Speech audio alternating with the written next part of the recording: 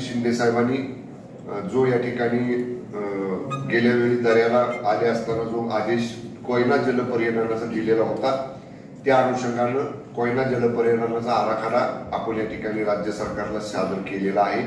कोयना जलपर्यटनाचा आराखडा हा नदीपात्रातला आणि पलीकडच्या बाजूला मुनावळेला जलाशयामधला दोन्ही बाजूचा आराखडा या ठिकाणी शासनाला सादर झालेला आहे। त्याच्यासाठीची सगळी वित्तीय तरतूद या ठिकाणी केलेली आहे।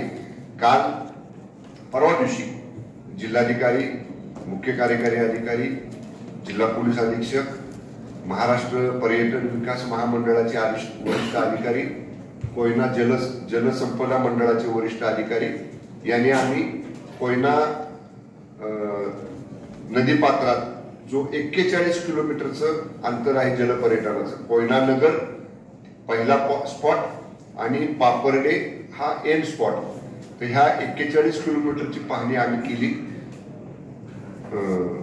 सुरुवातीचा स्पॉट कोयना नगर आहे, शेवटचा स्पॉट पापर्डे आहे आणि या 41 किलोमीटर मध्ये 3 टप्प्यावरती वेगवेगळ्या जेटी, म्हणजे ती जलपर्यटन करताना, वॉटर स्पोर्ट्स करताना या सगळ्यांना आधी मध्ये थांबा असावा म्हणून मध्ये 3 थांबे अधिकची काल बैठकीमध्ये आम्ही प्रस्तावित केलेले आहेत। या सगळ्याचं सादरीकरण आपल्याला दाखवलं जाईल।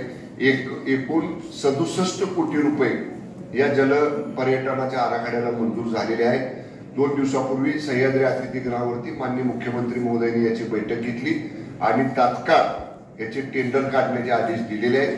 महाराष्ट्र राज्य पर्यटन विकास महामंडळाचे जे सल्लागार आहेत, कुलकर्णी सारंग कुलकर्णी म्हणून, ते देखील काल माझ्याबरोबर होते। टेंडर प्रक्रिया सुरू करायचे आदेश आपण दिलेले आहेत आणि कालच्या नियोजनाप्रमाणे ऑक्टोबरच्या पहिल्या आठवड्यामध्ये प्रत्यक्ष टेंडर प्रक्रिया पूर्ण होऊन या कामाचं भूमिपूजन केलं जाईल। जवळपास 41 किलोमीटर अंतरामधल्या अंदाजे 1.5 लाख ते 1 लाख लोकांची कनेक्टिव्हिटी या वॉटर स्पोर्ट्सच्या माध्यमातून होणार आहे। मी सांगण्यापेक्षा आपल्याला स्लाइड्स या ठिकाणी मी दाखवतो, अशा पद्धतीचं कोयना जलपर्यटन होणार आहे। सादरीकरण सुरू करा।